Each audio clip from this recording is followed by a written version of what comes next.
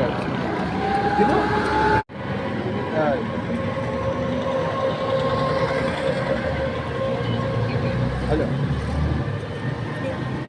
আলাইকুম। আমি আছি রাজশাহী শিরোল স্টেশনে।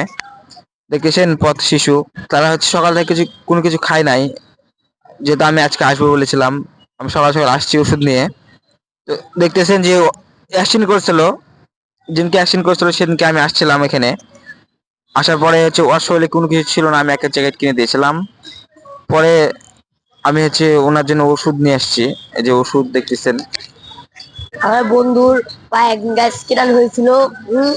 তখন আপনি এসেছেন, এসে আমার বন্ধুকে হসপিটাল নিয়ে গেছিলেন তো।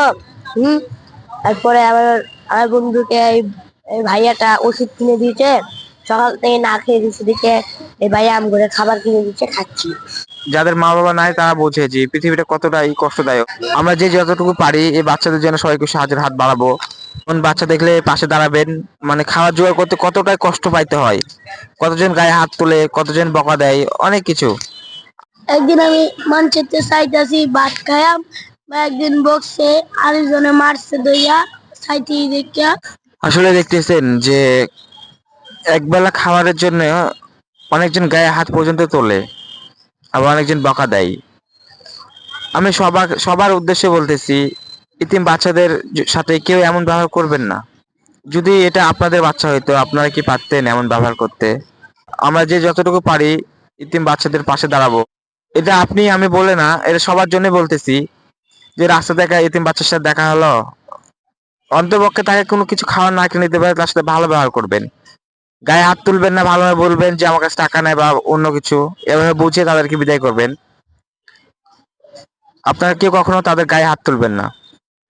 উনি অ্যাকশন করছে, উনি যেদিন অ্যাকশন করে সেদিন আমি আসছিলাম। ওনার শরীরে কোনো কিছু ছিল না, জ্যাকেট কিনে দিয়েছিলাম। পরে আমি ওনাকে বলছিলাম যে আমি হচ্ছে আসবো, তো ওনার জন্য আমি আজকে ওষুধ নিয়ে আসছি। আপনারা পাশে দাঁড়াবেন, আমি ওষুধ লইয়া আসি। আপনারা পাশে দাঁড়ালে আমরা একটু ভালো থাকি, আপনারাও একটু ভালো থাকবেন। যারা প্রবেশে থাকেন, আমার একটু ওষুধের ব্যবস্থা করে দেন।